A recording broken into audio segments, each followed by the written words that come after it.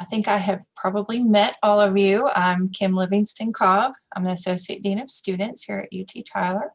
And with me today, I have David Hill and Bruce Bettinger.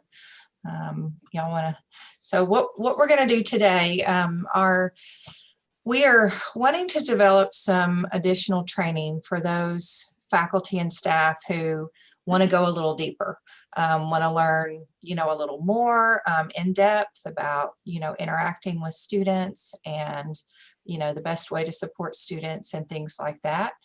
And so we're going to talk about just briefly kind of our different areas and a little bit about kind of what kinds of training we might be able to provide, and then kind of get your feedback and if there are other things that you'd like to see.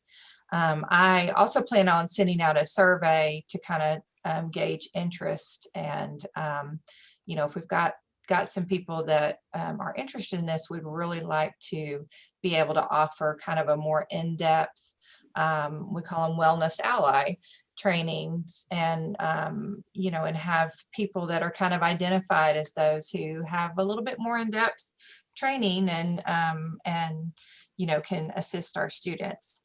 So so let me start with Bruce. You want to tell us a little bit about what you do and some things that that you might be able to help with training on?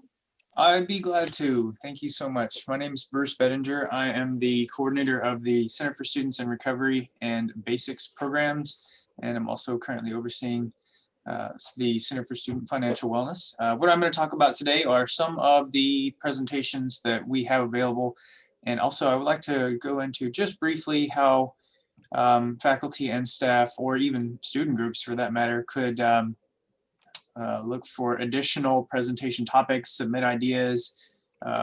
There's lots of cool stuff that's kind of built into our website now that I want to go over real briefly. But just in general, what recovery and basics are programs that are geared towards alcohol and substance use. So specifically, basics and K6 are meant to be interventional. They're often for students who have conduct violations or have some type of compliance program that they're not able to be in compliance with. So we see students that are, some of them are struggling and some of them are just trying to examine their own substance use behavior. So we welcome all those. And then recovery, we do kind of more educational or social events. And to just go through briefly some of the presentations that have been offered in the past and some that are currently in development. We have obviously a general overview that's just a brief training we can do where we talk about what it means to be in recovery, specific things that a person in recovery might need, or ways that you can support a person or a student specifically in recovery. And we go into that in a lot more detail in our recovery ally training. So with that training, there is what I would call an overview. It's like the shortest I've been able to do it is 1 hour. The full recovery ally training is I haven't done that one yet, but it is meant to be run over the course of 3 or 4 hours. So that one's way more in depth. There is a portion of it is dedicated to scenarios. So you can either break into groups or discuss them in a larger group, but there'll be scenarios that are kind of examined. And we talk about things that, again, are concerns that a person or a student in recovery specifically might have. Other basic topics that we have covered in the past or look to cover in the future are how to support a loved one in recovery, how to support a classmate in recovery, how faculty can support students, like I mentioned already. And then on the screening and intervention side, the trainings that we can offer are referrer training. So if you want to become someone who can refer students to either basics or K6, either as part of like a compliance focus. So for instance, if you have some sort of standards that your students have to adhere to in order to be in good standing with your program, we can help with that when it comes to alcohol and drug use. And this could also be a great asset for anyone who is willing to help students refer themselves to, like I said, to examine their own substance use concerns in their life. Another training that I've provided in the past is training on our impact feedback system, which is what we use to kind of facilitate the basics and K6 programs. And then, so the student financial wellness, I'll just touch on those briefly. This is an area that's still kind of being fleshed out as far as how things are going to look going forward. But for this program, we'll have similar trainings, general overview, what the student debt appeal process terms. Oops, just had a question. I'm going to go ahead and jump right into that. Sure. So BASICS and K6 are the screening and intervention programs that we offer.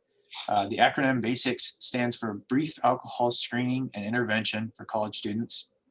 And what BASICS and K6 are is a brief format, so meaning each session is 1 hour, and there's only 2 of them, so they're very brief. And they have these different instruments that are used for screening and intervention when it comes to alcohol with BASICS and then cannabis with K6. So they're 2 programs that are kind of based off of the same evidence base, but they talk about basic education of the substances, some of the stigma surrounding cannabis and alcohol use, and then just ways to reduce negative consequences of cannabis and alcohol use, kind of in a general way. And it's meant to be self-directed. It's a very heavy educational focus, so it's not necessarily meant to be punitive, although it has been used basically just in student conduct violations so far. I mean, it's really meant to be more restorative. So it's really meant to help empower students to examine their own behavior and make their own informed decisions. So that's what BASICS and K6 stand for.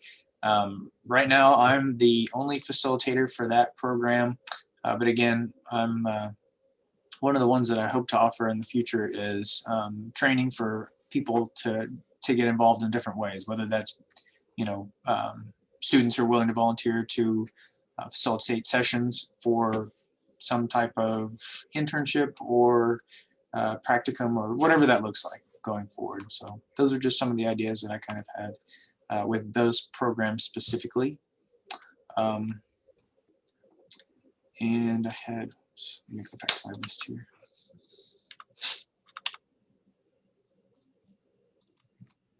So for the student financial wellness side,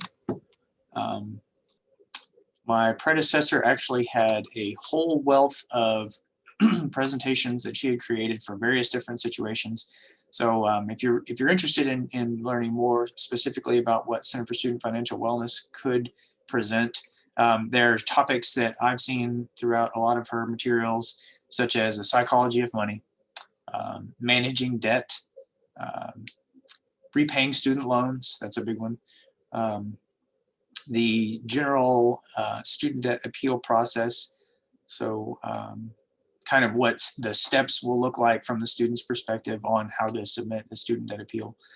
And then there's lots of other topics as well that are a little bit more focused.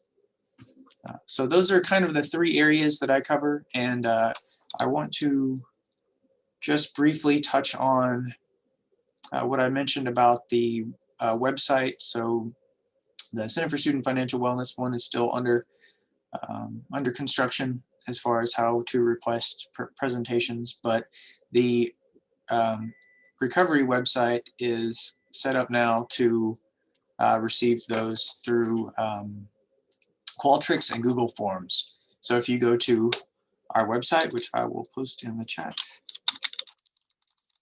Are you able to share your screen? I can do that. Hold on 1 second. Let me see here. No, it says it's been disabled. Oh, hold on. But I'd be happy to pull that up and do a quick walkthrough of that. Here, let me see if I can pull it up and you can tell me.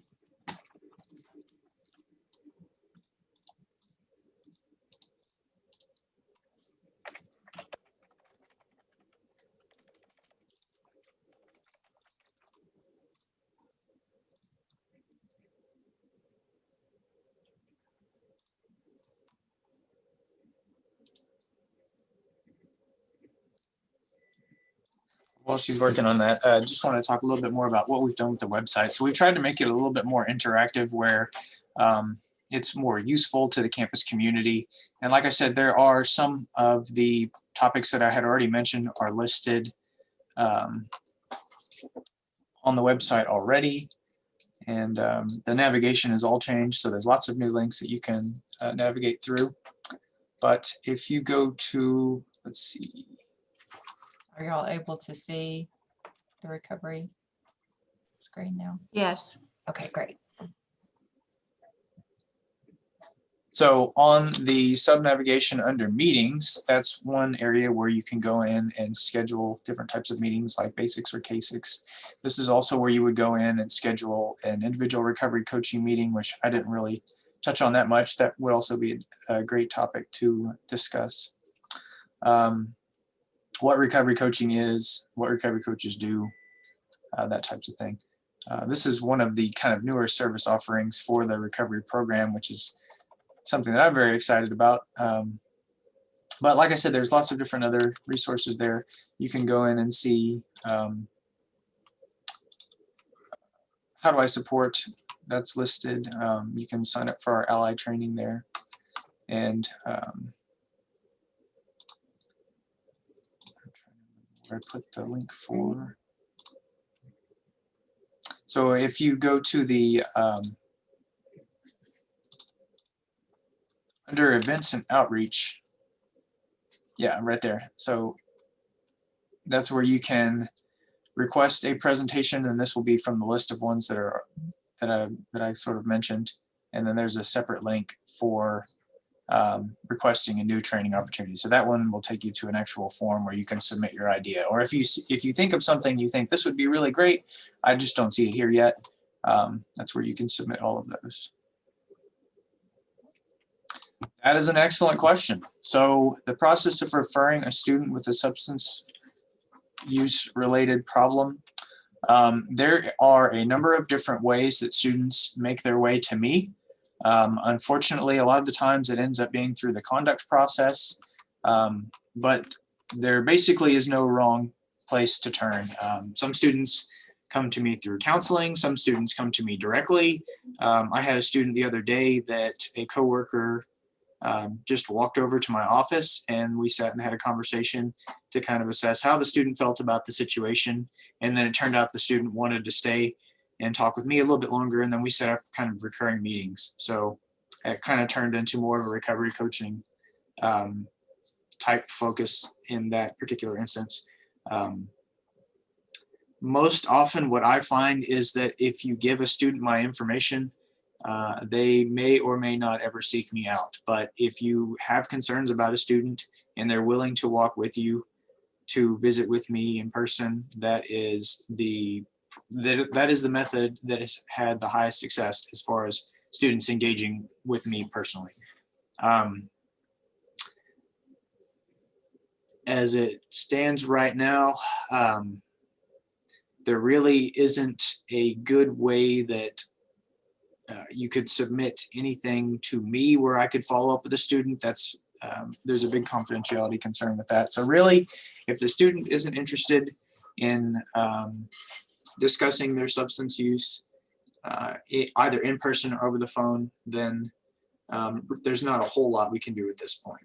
But like I said, I do get students that that have been walked over to my office by counselors.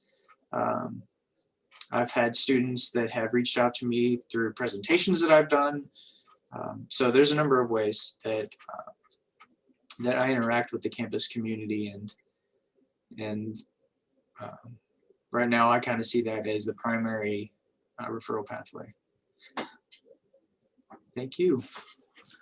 I think Bruce is also really good at consulting with faculty and staff. So, you know, if you ever have a question or want to talk to him about a student you're concerned about, you can always reach out to him through email or phone.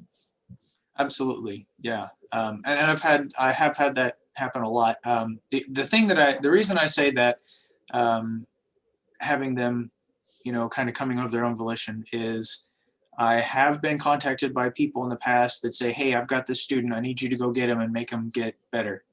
I'm simplifying that a little bit, but I've had people ask me to contact students on their behalf, basically. So yeah, that's kind of a gray area where it comes to, what my rights and responsibilities are to helping that person. If they don't want the help, then I really can't help them. And I've tried contacting students on the behalf of faculty or concerned friends and things like that in the past. And that has been, in my experience, has been the most surefire way that I never see them again, is when I try to reach out to them and just say, hey, somebody told me you need my help. So it's unfortunate. I want to just be able to go out and help people as much as I can, especially when someone reaches out to me with a concern that they have about another person. So the biggest advice that I normally have for just in general for those who are trying to support students who might have substance use concerns is ask them questions and get to know how you can help them, and then be an ally. So we talk a lot about what it means to be a recovery ally in our recovery ally training. If you haven't been part of that, I have only given that one on campus once, and I'm really trying to expand that. So if you would like to have that one be presented to, whomever, a department, like I said, a student group, a program, whatever, I'm happy to do that. So like I said, you can definitely engage with the website and sign up that way. You can always email me. And I'm over here in UC 3446 with my door open most of the time. So you can always walk by and say hello. Thanks, Bruce. Dave, do you want to talk about your area? Certainly. My name is Dave Hill. I am the Director of Student Conduct, and I'm also work very closely with our CARE team, which is the Campus Assessment, Response, and Evaluation team. So I have really two main ways that I kind of interface with this whole area of wellness.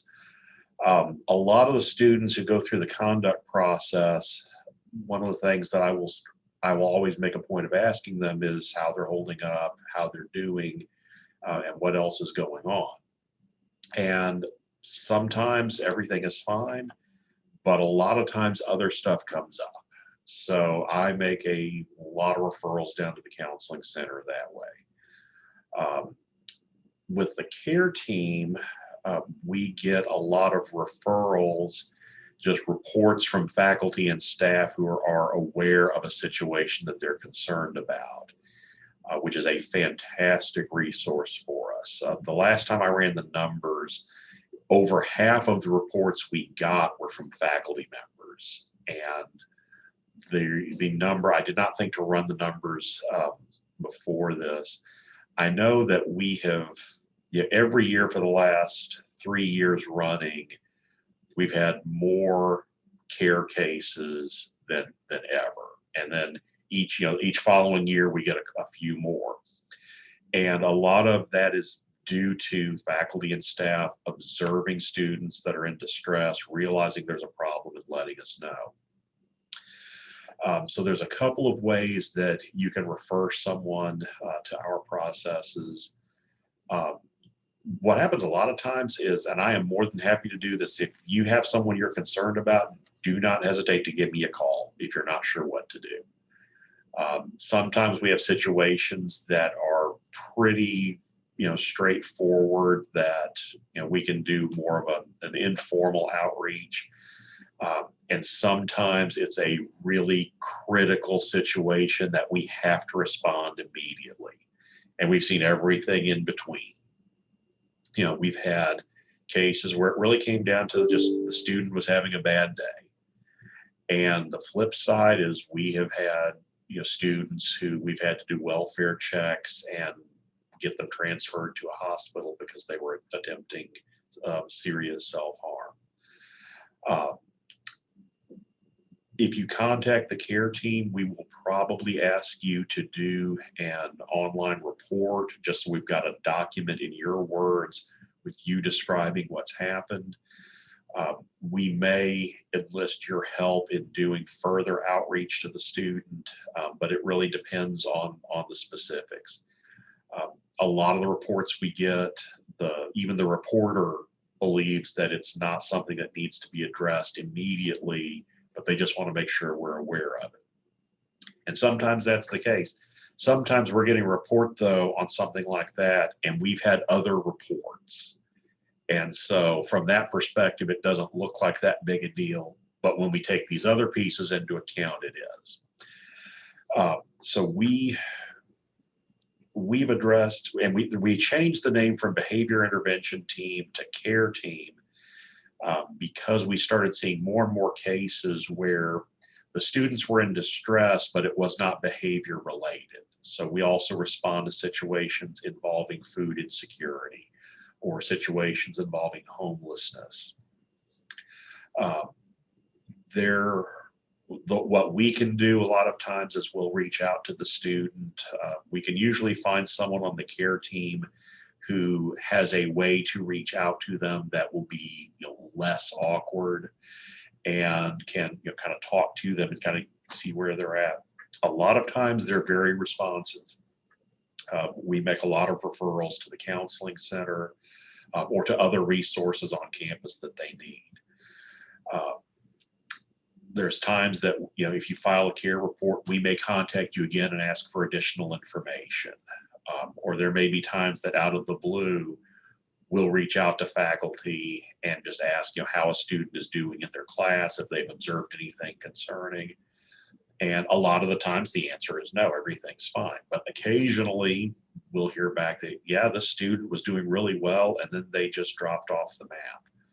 Or, I'm worried about this student because they keep falling asleep in class and they look like they're not taking care of themselves. Or, that student just emailed me that there was this big issue going on and they seem really stressed out about it. Any additional information you can give us can be very, very helpful.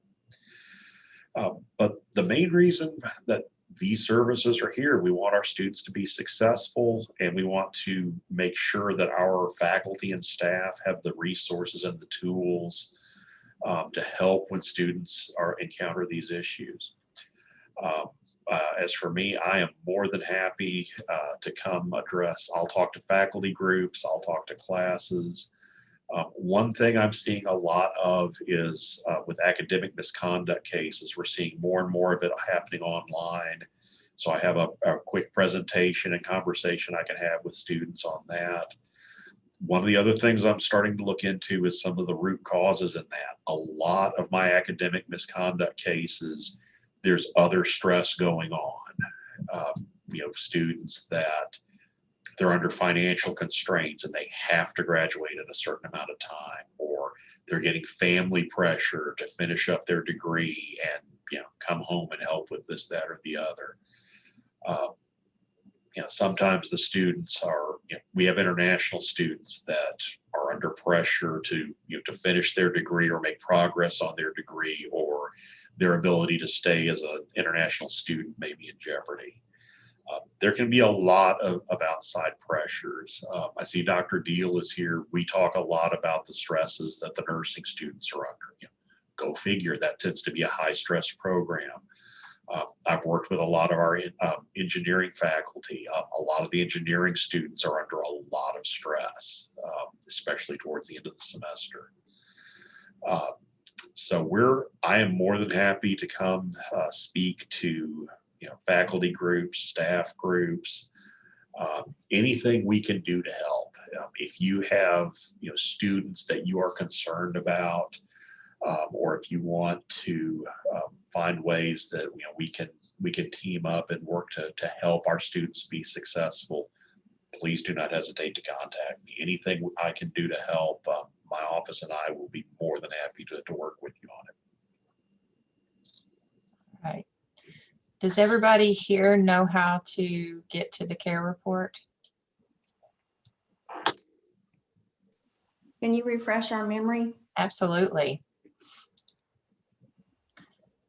So if you go to the Student Conduct and Intervention website, and I believe you can just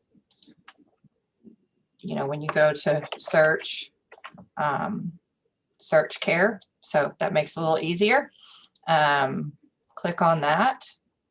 And then here's the care report form right here. And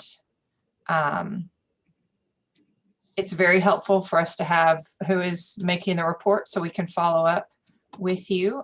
Even if there is a place where you can specify that you want it to remain anonymous, that kind of stuff. But, you know, if for some of these things, if you don't know the location or date, you know, just kind of either guess or put something in. And then one of the most important things is going down here and telling us what's going on, you know. So, you know, even if you don't have a lot of information, you know, or something like that, it's okay. You know, just give us what you've got, and so that we can kind of see where we need to go from there.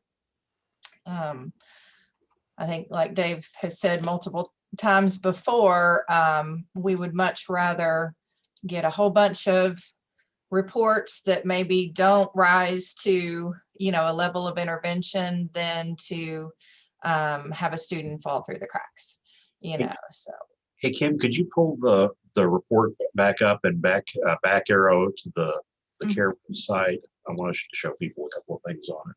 Yep. Okay. Kim, if you move down right, the bullet list right under where it says what to watch for, levels of concern diagram, would you please pull that up? Thank you.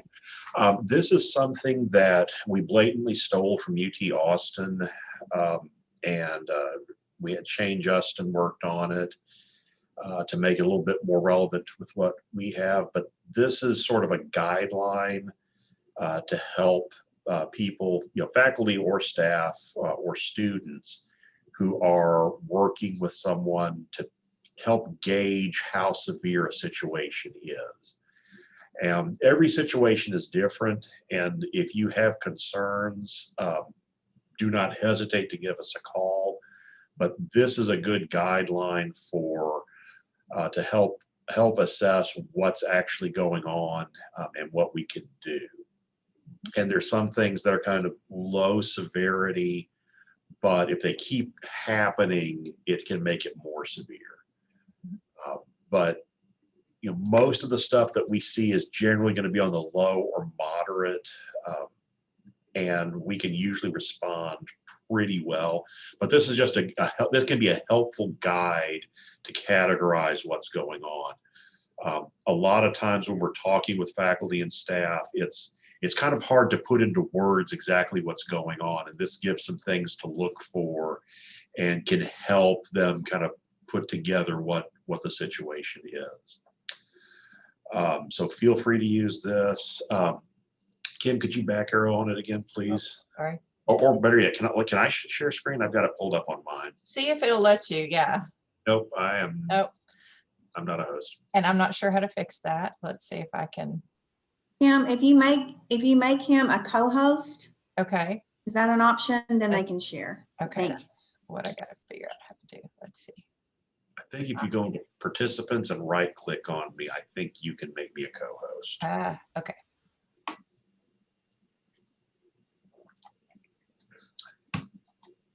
There you go. Awesome. Yes, there we go. Okay. If you go back to the care page, and this has all the stuff, would help if I was actually sharing. There we go. So if you go to our page, the menu on the left here has just links to all of the fun stuff we have. But if you click on the care, you've got the drop menu here. This link, staff and faculty resources, it should bring you pretty much to this page where we have some additional information. A lot of it's stuff hopefully you will never have to worry about, but there's some general information on if you have a student who's got, you have concerns about suicide, or just in general distressed individuals, a list of additional resources that we have available. We have all of this on the website right now. Again, though, do not ever hesitate to contact us. I am more than happy to kind of talk through faculty or staff with exactly what you're seeing. And yes, every situation's different, but sometimes there are some commonalities. A lot of the cases that we get are, we can sit down with the student and we make a referral to we give the counseling center a lot of business. But a lot of times there's other things. So we may make referrals to financial wellness.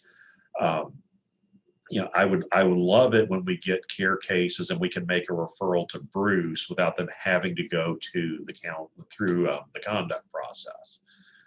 But I give Bruce a lot of business through the conduct process as well. But a lot of times when you have someone going through stress, we're seeing more and more that there's other things going on. I'll have students that they're really upset when they have their meeting for the six-pack they had in the fridge, and we'll start kind of talking through what else is going on. And we have a lot of hurt people on campus. And a lot of the students that I have that have really severe issues, a lot of it's stuff that happened before they got here. There's a lot of PTSD, a lot of trauma.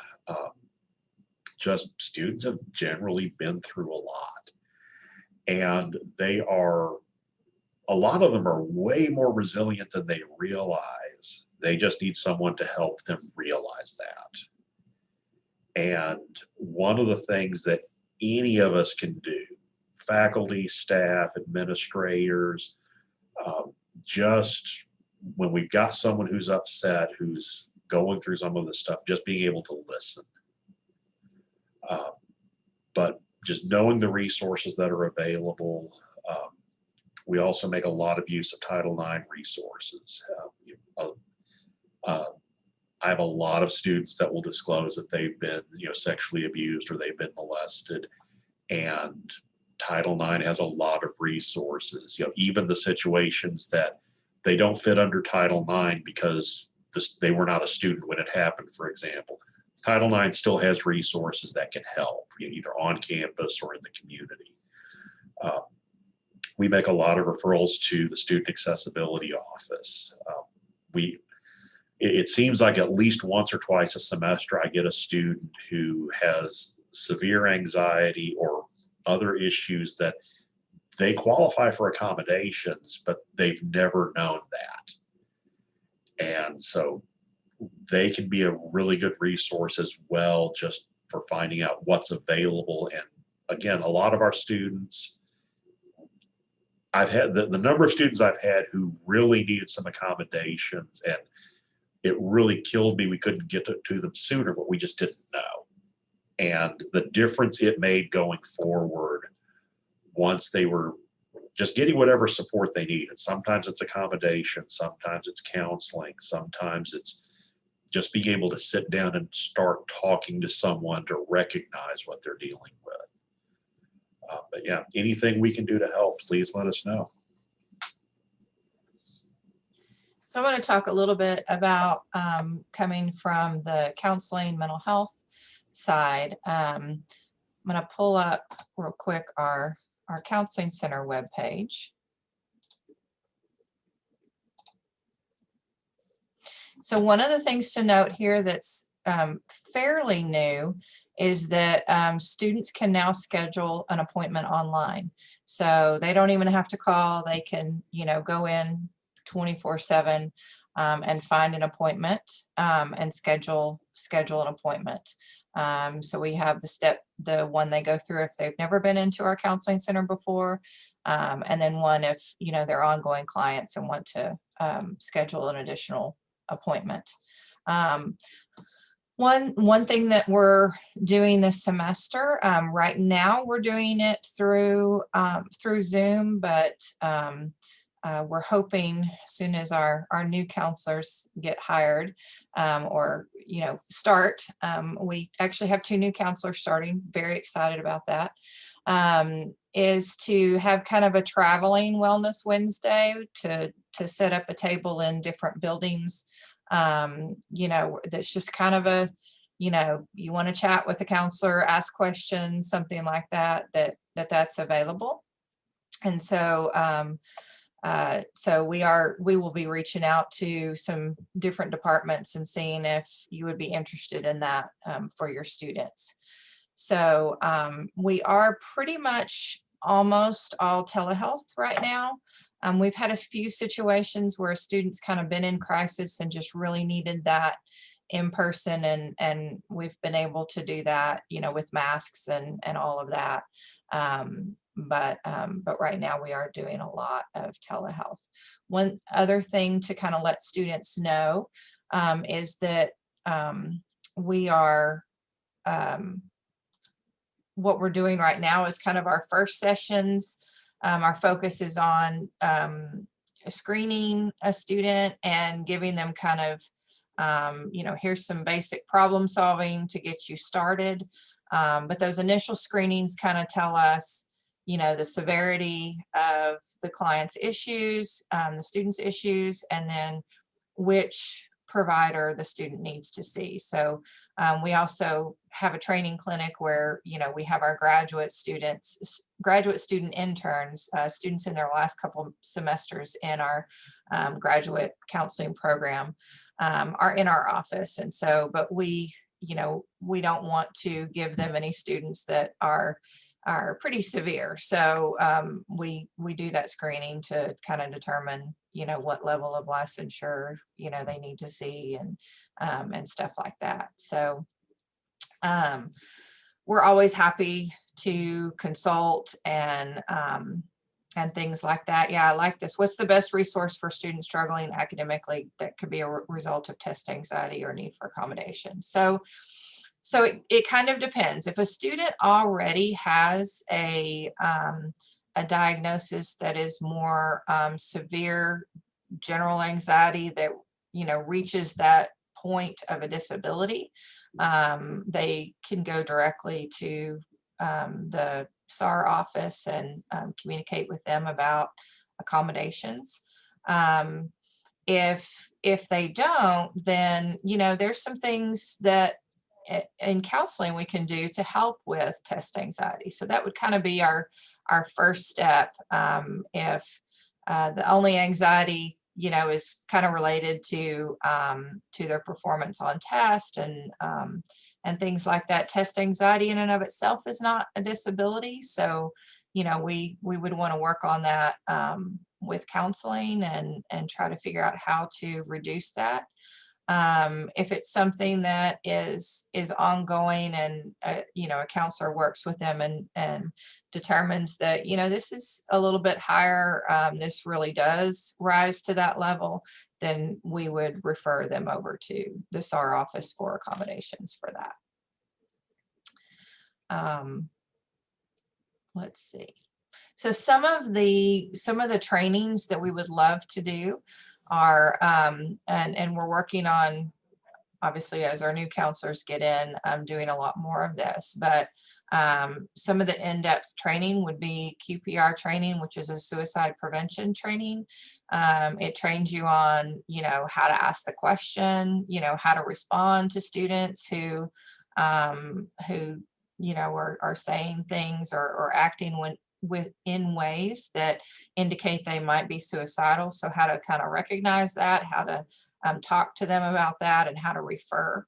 And so that's one of our main things, you know, supporting students with a variety of mental health concerns. You know, how do we do that? You know, whether you're a faculty or staff, you know, offering more trainings for even our students who are interacting with other students who have those concerns as well. So, you know, sometimes we have students who are, you know, roommates of someone who, you know, had some severe mental health or, you know, suicidal ideation or attempt or something like that. And they also, you know, have a lot of stress to deal with.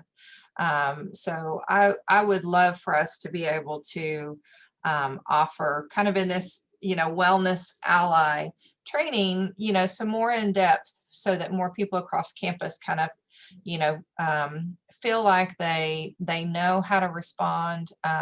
Not that you would take the place of any of the referrals, but that you would know basically how to refer the students, and how to offer that, and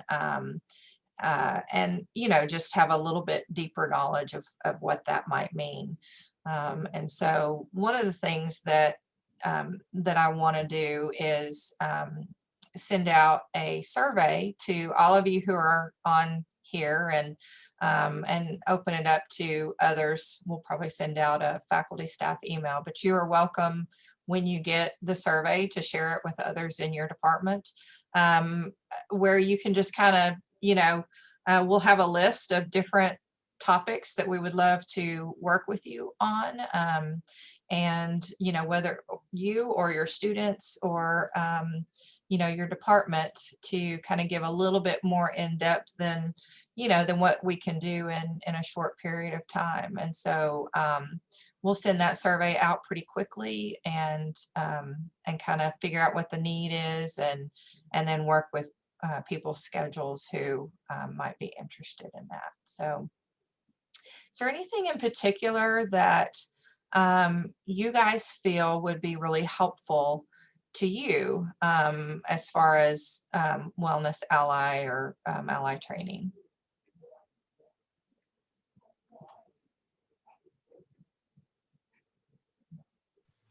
Kim, I just wanted to say that all the support works. I mean, I've got a couple of students in my mind that were able to get support, and they were able to graduate and become a nurse. And that is just so huge. And I know that's the goal of all, but, they were so close to, failing out for the last time, and just other problems that they had, depression and different things. And it's just so awesome. And I just want to thank everybody, that provides the support, because it really does make a difference. Thank you so much. And we love, working with the different departments. And I know that nursing is a great department in referring students. And we see a lot of nursing students in counseling. We love working together with any department to assist.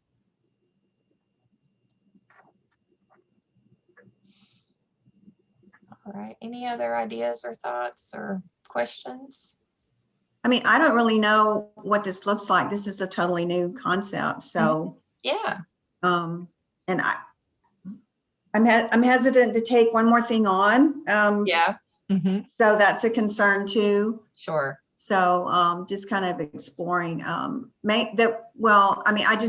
do care about the students, obviously, but because I'm interested in retention and success from the nursing school too.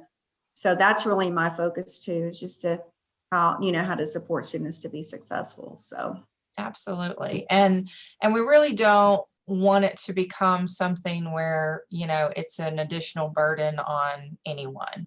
I think most of us on a daily basis are kind of faced with some of these issues with students. And so in the more in-depth training, it really is about how to get the student where they need to go, rather than how to handle everything yourself. And so what I really see with the additional training is one, you're more confident in dealing, with different issues that students may approach you with.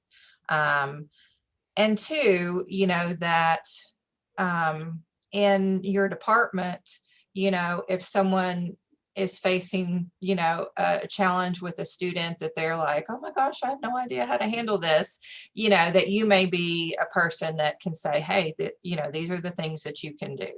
And that, that can include, call and, ask for a consultation, talk to Kim, talk to Bruce, talk to Dave, those kinds of things, but more of for us, I guess a wellness ally would be that person that, knows how to refer, knows, who to contact, how to send a person to where they need to be.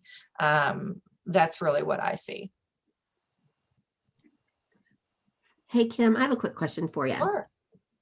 So when a student comes in for the first time, thinking they may need counseling or want to talk to somebody, Mhm. do y'all consider different majors, undergraduate versus graduate, whatever the case may be, whenever assigning them to a counselor, or is it just based on availability and student load? Sure. Well, we definitely never have an intern see another psychology grad student, because they have some, or previous relationship.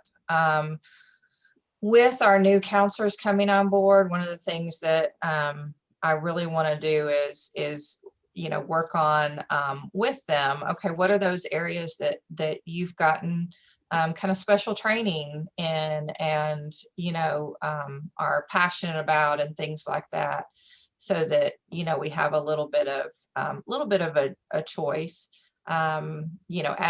If a student calls, their initial session is going to be as soon as our new counselors are pretty much, we're doing it now, but a new student coming to counseling will see an LPC for the first time, so that they can kind of figure that out.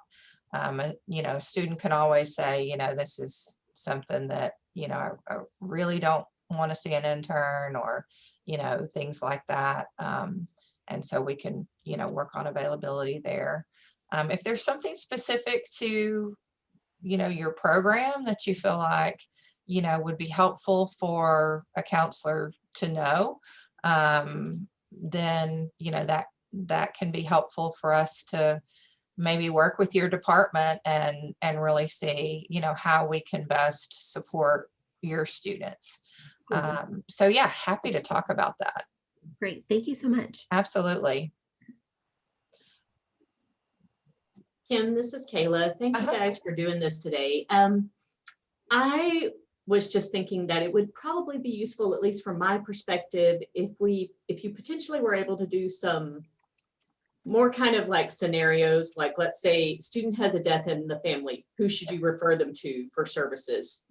Like some scenario kind of things, so that you have a quick just sheet you can look at and kind of scroll through and say, okay, great, this is the situation that I'm dealing with this student, and this is going to be their best referral point, so that we feel more comfortable referring students, but also we're not sending them somewhere and then they're like, oh, you shouldn't have come to me. Right. Let me right. get you to the right place. Yeah, absolutely. And I agree. I think role plays would be really helpful. And those are things that, I'll definitely would, like when we do QPR training, included in that is role plays. I think most of our more in-depth training would be role play scenarios. But we can also kind of brainstorm kind of some general who to send someone to. I would say in general, if you don't know where to send them, there's a couple of things. One, care. You can file a care report, or send them. You can always send them to our Dean of Students office. So Andy Pattee, myself, we're actually kind of working on some reorganization that will kind of allow students to just kind of have one place that they can go. And if they don't know the answer to something, we're going to help them figure it out. So, that's something that we're working on right now too, to kind of streamline that and make it a lot easier.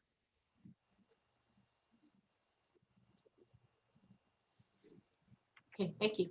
Mhm. All right. Anybody else? Did you have something, Dave? No, just to sort of follow on that though, if you're ever not sure who or how to refer, again, never hesitate to give us a call. A lot of times your first instinct is probably correct, but there's always weird corner cases. And there's a lot of times I will refer people to the counseling center and just make the referral. Every now and again, I will give Kim a call right after I walk them over there and say, here's some things y'all need to be aware of, just to make sure. And their screening will usually catch it, but just to be on the safe side, I'll make sure Kim knows the additional context if it's relevant. And that, that's something that's also really helpful.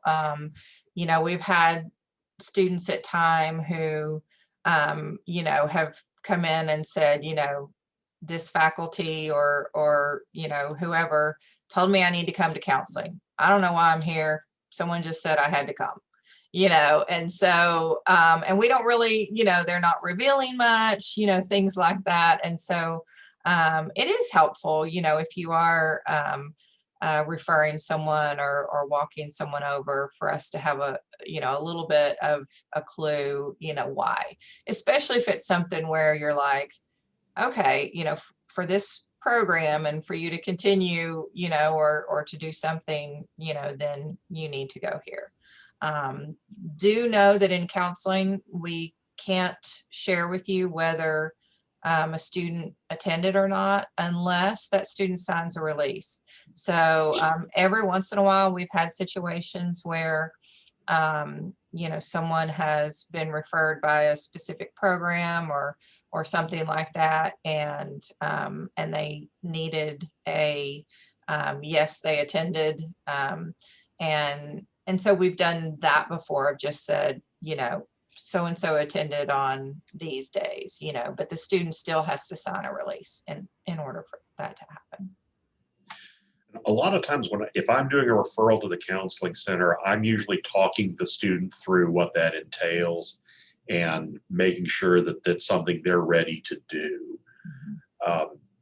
So, and some of them are at a point, I had one just this week came in and asked me to walk over with them because their situation had gotten, they told me some about it before, it had gotten worse, and they were ready to go sit down and talk about it. But just letting them know that, you're going to be talking through this issue you're telling me about, and, it may be awkward. It may sound like something you really don't want to do, but that's part of how you heal from it. And I had a student one time told me that, I just don't think I can talk to the counseling center. I can't disclose. And, I tried to very politely say, you realize that's what you've been doing literally for the last hour and a half. It's the same thing. You're just doing it with someone who knows what they're doing now. And, I have a lot of luck. I walk a lot of students over. I mean, it helps that it's literally just down the hall from where I am now. But a lot of times if you talk to them about it, if they're disclosing a serious situation, you can kind of talk through it. If you're not getting upset about it, if you can, maintain and that helps a lot. When they disclose something, if the person they're talking to doesn't freak out about it, it makes it easier for them to keep talking. It makes it less scary to them. But if they're talking to you about it and you can kind of talk through what all is involved, they will generally be very receptive. And sometimes they may have to try a few different counselors before they find the one that they really click with. But the counseling center has made a huge impact to a ton of students. So it's a fantastic resource. And again, anything we can do to help y'all help students, just by all means, let us know. That's why we're here. Yeah, I would say, because you're talking about talking to students, and I find being in the student business service offices, we have a lot of students that email us some really, Yes. this is the Yep. all the crazy going on and why I couldn't pay or I can't pay or, Yep. So a lot of those times we end up, I feel like, kind of defaulting a little bit like, here's some information about the counseling center, here's the 24-hour crisis number, you know, like kind of defaulting there. Absolutely. Absolutely. And Yeah, and if you fill out a care report, you know, you can send a copy of that email to us, and you know, we can also look at, you know, a variety of options that might help that student. They might qualify for some emergency funding, or you know, or things like that as well. And sometimes if we can review something like that, there may be other indications that the student may be in some danger that are not as apparent right off the bat. I mean, there's rubrics and there's things that we use to analyze what we get to try to determine. We can do full-on threat assessments in some cases. Again, most of the stuff we get is not going to rise to that level, but you know, by all means, if you have situations like that, and you know, go figure, not everyone who goes to student business services is really happy about it. But if you've got something that it seems like there's more going on here than usual, don't hesitate to let us know. We have resources even beyond the people, you know, talking here, that we can get them in contact with. Absolutely.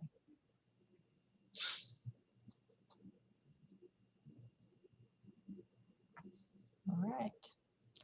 Well, thank you guys for joining us. And like I said, I'll send out a survey with some different topics, and see if there's any that you might be interested in. Thanks so much. Thank you. Oh. Bye-bye.